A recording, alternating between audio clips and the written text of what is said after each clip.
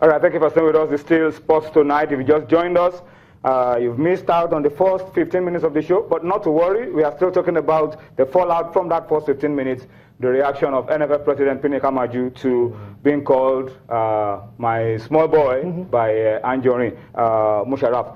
Joseph, what's your reaction? What do you feel? You said it's a matured reaction. Yeah, it is. It is a mature reaction. I mean, obviously you don't like fire for fire. No. I think you know, it reminds me. Anjo reminds me a lot of you know, the Filipino president. Very, very colorful, eccentric fellow. The way he talks and everything. I think his reaction, the statements he made were quite highly inappropriate. You know, and I think that the response the FA chairman has given is very, very mature, very, very focused, trying to detail what exactly he's doing, his focus, and not mixing it up with him. I think it's very, very mature and reasonable. Well, let me get your thoughts on this one. Yeah, I think we should have... Is mind games? Could this be mind games? We should expect it in politics. It is petty. I think that Musharraf can be much more mature with if he wants to throw babs at Amaju Pinnick. And Amaju Pinnick has done well by giving a matured response, like you guys have said. But on the bigger picture, I am more interested and I am more happy that Amaju Pinnick has stylishly, although it is not public, but this is what I read into it. I think it's pitched a tent with the wave of change coming into CAF. I'm not saying he said he will be supporting this rule, but the body language suggests. I mean, it's easy. It's there. It's easy. You mentioned Philip Chiangwa. Yeah, young. It's easy. Everybody knows Musharraf is a big ally of Issa Hayatou. Yeah. So if you are not with us, of course you're definitely against. You are against us. Yeah. That's what Jesus said. And besides, the way if you're not with us, you're against us. The entire discussion about the election is going, and the way people are aligning quietly, it just gives you an impression, like what Wally mentioned, that there's something cooking there that we don't seem. It seems nobody is boiling. Nobody. Where the pendulum is swinging. Yeah, you can sense panic somewhere. Yeah. You can sense panic from Hayatou's. There's a momentum building now. No, they are the first to panic when they made that statement to Kusafa. No, that this meeting that you're going to call. No, not to Kusafa. To Zimbabwe every president. Just look at what they came out with. It started with Kusafa endorsing Ahmad. That was the beginning of the discussion. You know, by raising that in the first place means that you've allowed it to get to you. You know that there's something cooking. You don't know the guys behind it. You don't know how many they are. And the way Ahmad was sounding, you could just suddenly. Ahmad suddenly, the way he sounded, riding on it, and he's so sure of himself that he has people backing him, supporting him, and they are going to give this their best shot. This story going on in CAF as every inkling of the Infantino story. Infantino came from nowhere. He was not even supposed to contest. Ahmad also, as slowly but surely, is almost about to become CAF president. I mean, with you are so confident about this. Of course, we talked about it. Hayatou has been there for 28 years for no reason. You mentioned the power of incumbency. I think a couple of weeks back, I talked about those who have given Issa Hayatou a huge run, and they failed woefully. But this time around, you just feel it. I talked about CONCACAF. Jeff Webb is out. UEFA, Seferin is in. FIFA, Infantino. Kenya have a new president. Zambia have a new president. I mean, young, energetic guys. You mentioned Philip Chiangwa, who has upset Suketu Patel. When you mention Suketu Patel in African football, no. These are strong names. Suketu Patel stepped down for him. You have to understand the workings of Kusafa. Yes. Step down. Suketu Patel has been there for a long time. The person that beat this Zambian Kalusha Boila. Andrew Kamanga. Kamanga. Andrew Kamanga. That's Andrew Kamanga. No, I mean, I'm talking of Chiangwa in Zimbabwe. When they had CAF election here in Nigeria. Yes. Patel beat beat Kalusha when Nigeria hosted yes. So he's been on it for a long time. So for somebody with that clout to step down somebody. So you see that wave of change coming, Tony. That's why I feel that the change will sweep and March 16 will have history in Addis Ababa. Oh, interesting. Okay, let me read a few comments on Twitter because we really have to run. If we want to spend the whole time on this issue, we'll just discover that we've spent all the time. Let me read this tweet from Funny Bone. Funny Bone Stanley is a comedian very popular comedian, is predicting that Ifeanyi Ubah will pull through. Okay, we'll talk about Ifeanyi Ubah later on the show, but he's predicting that Ifeanyi Ubah will look through, and he says we shouldn't lose Ademola Lookman. I think Ademola Lookman still needs to grow a little bit. Let's not rush him. Let him take his time, settle in into Everton, and then we'll be looking at the options really. If our national team is very attractive, and we maybe go to the World Cup, for example, and maybe win it, it won't be difficult for us to tell Ademola Lookman. We don't have to wait till then. You have to engage him first. Yes, open that channel of discussion. Let me ask. I want to throw in the question: do we need Ademola Lookman? For now, not now. So let him rest. Yeah. Let him wait. Let him wait. Let him wait for his time. That wait for your time. You know what? Remember the clamor for Jordan Ibe or Jordan Ibe? It turned us down. Oh, thank God. And we know what is happening right now. And we are thanking God for it. All right. Oyediji Oluwaseun says, good response from Pine Kamaju on Anjorin's sarcastic comments. Wish him best of luck at the CAF elections. Israel Akelawon says, Amaju Pine should focus on the election politics and win the CAF seat ahead of Anjorin. Silence is the best answer for a fool. Okay, that's a little bit harsh. That's what Israel Akelawon is talking about. But talk to us about it some more. We would like to read your comments about all of these issues going on. All right. So I think on a more regular basis, as we build up to the elections, we need to start to talk about it. Maybe next week we will break down the different zones in CAF, WAFU A, WAFU B, the two WAFU Bs, B1, B2, the number of countries in each zone, and then we're able to do the politics. Who is getting this vote? I remember that Musharafu also in that statement said he has some West African countries that vote for him. He didn't mention them. Yes. The politics is interesting, really. But, you know, we'll build up to it, and I'm sure it's going to be fun for us. But let's talk about the football now. Let's talk about the football on the pitch. The CAF Super Cup is taking place in South Africa. Yeah. Mamelodi Sundowns will be taking on TP Mazembe. It doesn't come bigger than that. That's a big game. Yes, it is. I don't know what you guys think about it. The Super Cup, is this fixture still very relevant in African football? Has it lost color? I think it has somewhat, because if you ask me, the Super Cup is played at the weekend where most leagues are being played on the same day. When it comes to media focus, what is on ground in terms of media focus? And besides, when you look at playing the Super Cup, what is the attraction? Who gets what? Do they get just one of? I know, but for the winner of the CAF Champions League, you can't be talking about. No, you're talking about winner of Champions League. The question for me is that is this supposed to be colorful? See, this is what I think. The winner of the CAF Champions League has taken the top prize, and that is playing the Club World Cup.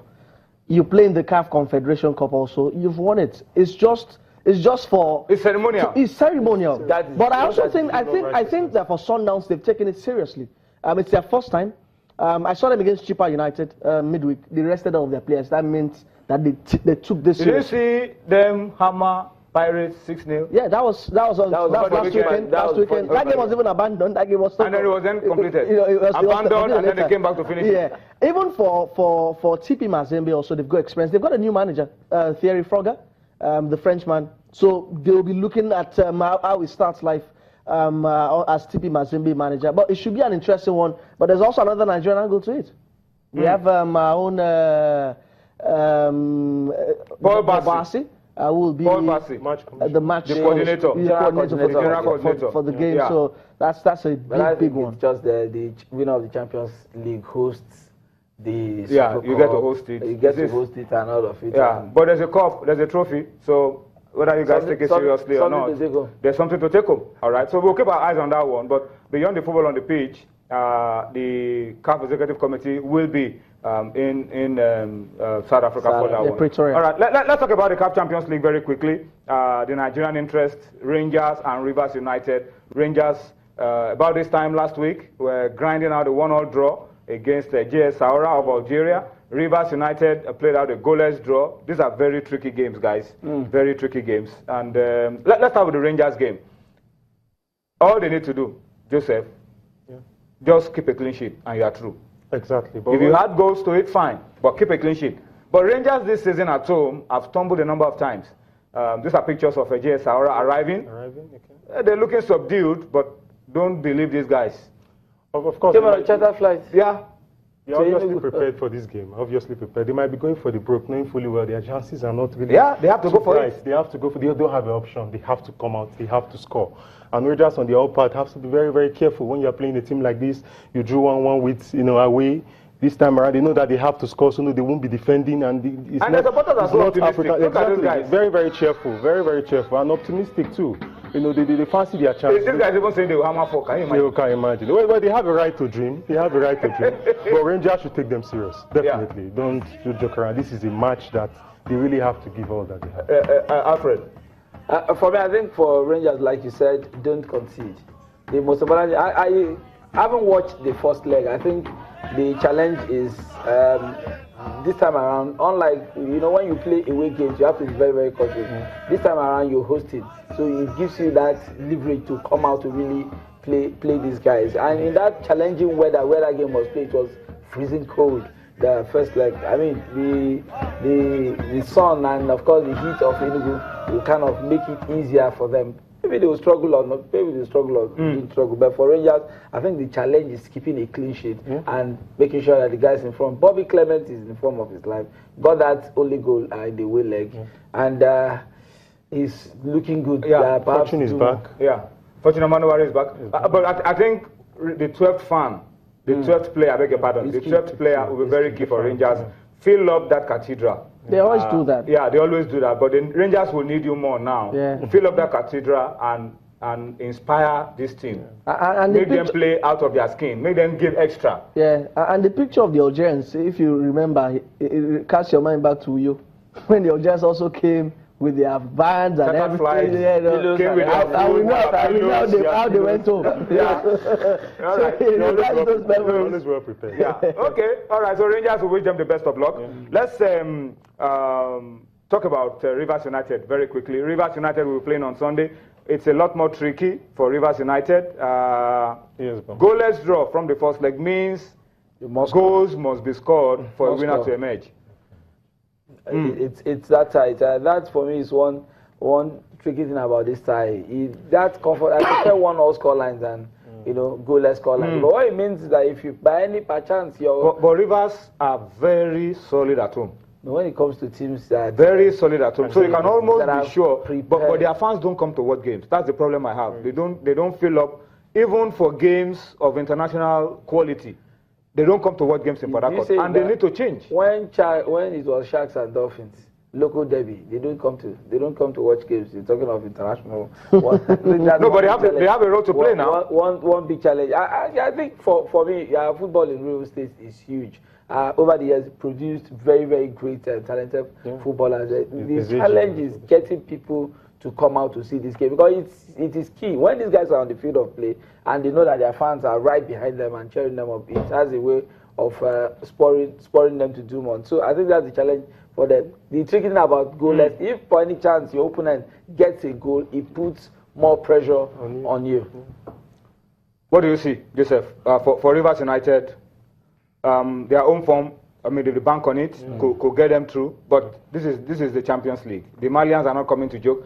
Rivers dominated the first leg, should have scored a few goals, but here the margin for error is little.